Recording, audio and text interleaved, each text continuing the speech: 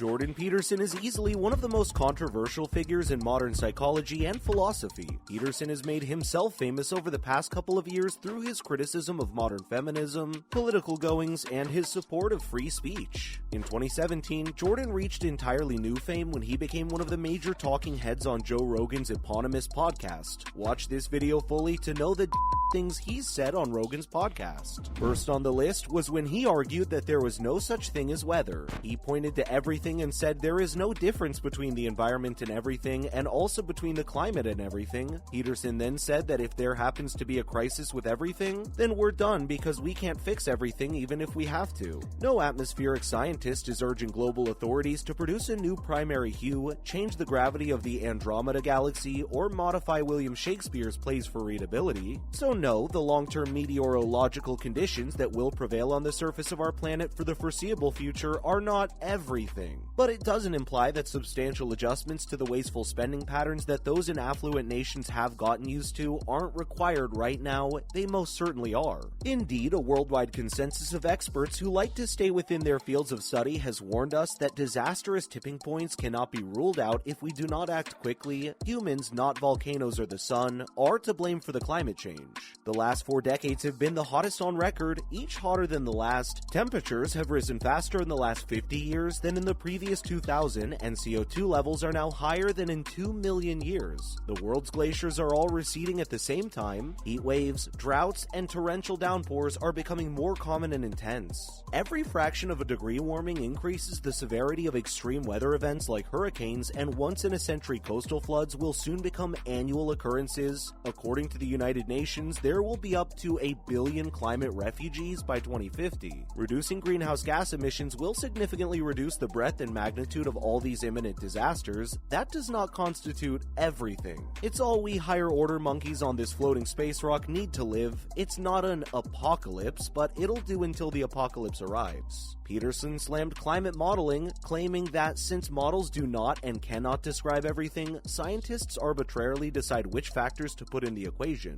One specific way to objectively evaluate this claim is to add data that would have been accessible to models in the past and see whether they forecast historical temperatures. They do, and with astonishing precision. He says that the mistakes rise dramatically when the models are stretched out over time, so you may be able to anticipate a week, 3 weeks to a year, but the more outlying you predict, the more inaccurate your model becomes. In fact, the reverse is true. Climate models cannot predict the weather for the next week, but they are much more trustworthy over longer periods. That is the distinction between weather and climate. None of the facts stated above is seriously contested, yet as if playing themselves in the film Don't Look Up, obfuscators like Jordan Peterson are content to remain stupidly heedless of the entire field of climatology and offer their followers semantic games to dismiss those who seriously care about leaving a habitable environment for the future generations. The second thing on the list was Peterson saying that solar energy kills more people per year than nuclear energy. Peterson is referring to the 80 or so roofers who die each year due to falls on the job, some of whom it is true install solar panels. He reveals in deceiving edgelordisms like these so that while the rest of us attempt to participate in an important discourse about the apparent need for nuclear power and the transition away from fossil fuels, he may attack with a pocket of sand and flee. The truth is that there is no danger of renewables generating catastrophes like 3 Mile Island, Chernobyl, or Fukushima, all of which might have resulted in mass mortality if the criticality incidents had been handled even slightly more incompetently than they were. Terrorists cannot also convert radioactive waste from solar power into nuclear weapons. Bottom line, as this graphic shows, solar energy is the safest and cleanest energy source available, shocking almost everyone except Peterson. Third on the list, Jordan Peterson said that all the hunger in the world is caused by political conflict and there is enough food to feed everyone.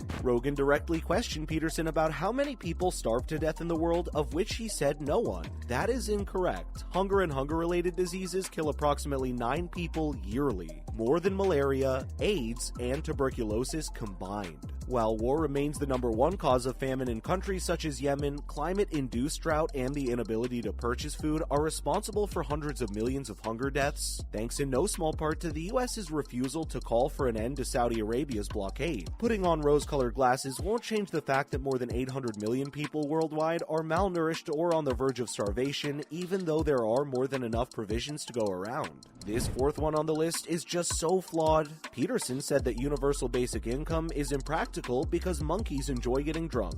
Slavoj Žižek, a philosopher, mentioned Peterson's penchant for pseudoscientific references at the Cambridge Union a few years ago. According to Slavoj, Peterson cannot talk about women in marriage without mentioning lobsters, apes, or whatever. Clearly, Peterson cannot comment on UBI proposals without changing the subject to vervets. Peterson began by highlighting a problem that political candidate Andrew Yang has made a name for himself by asking the questions: what happens when your economy shifts to information and services? What happens to people who would have been great at working class jobs but aren't going to be great in the knowledge economy? The answer is that we don't know. And the idea that we can just give them money, you can't solve people's problems by giving, is also absurd. That's understandable. Why not though? To back up this claim, Peterson recounted the death of a patient from drug-related causes. He claimed he wasn't doing too badly when he had almost no money, but every time he got a disability check because he'd been hurt at work, he went on a cocaine and alcohol binge. Finally, he drank all of his money and ended up in a ditch somewhere. He would have died sooner if he had more money. As the fifth most stupid thing, Peterson asked about how much Henry Ford paid his employees, despite the fact that he claimed to have paid them a lot. There is a well-known debate about Henry Ford's decision to pay his employees $5 per day. It was then that he realized he needed to pay his employees well enough so that they could purchase the things they were producing.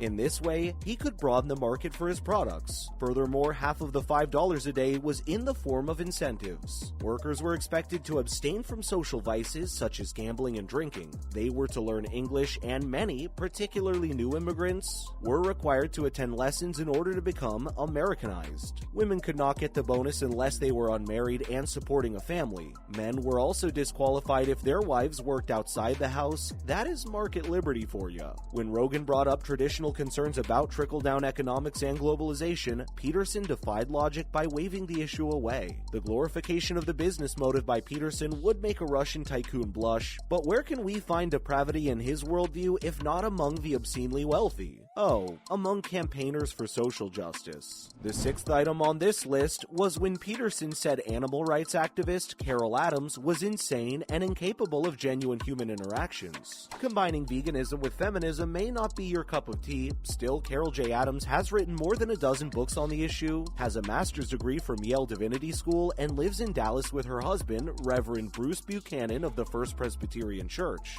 Peterson was completely prepared to provide his pro bono diagnosis without even mentioning her name, based on hearing a short presentation of hers at Oxford. Adams is neither mad nor antisocial, and she has had several conversations with people who disagree with her. In contrast to Peterson, who has yet to accept Marxist economist Richard Wolff's request to debate. But isn't this the type of slander Peterson decries when aimed at himself? In the same interview, he patronized disgruntling social media commentators, claiming that the issue with Twitter is that the price of being a prick has plummeted to nothing. And lastly, Peterson also said that society had clamped down on the falsehood of believing in transgender people. Peterson spoke contrary to the belief that an individual or group can be born a lady in a man's body. There are transgender people. We don't need to dignify such intolerance with a lengthy argument in 2022. Those are our 7 top picks in the things Jordan Peterson has said on Joe's podcast. Feel free to comment on other things you think should be on the list. This also serves as a reminder to please subscribe and like this channel for more similar content. Thank you so much for watching, and we'll see you in the next one.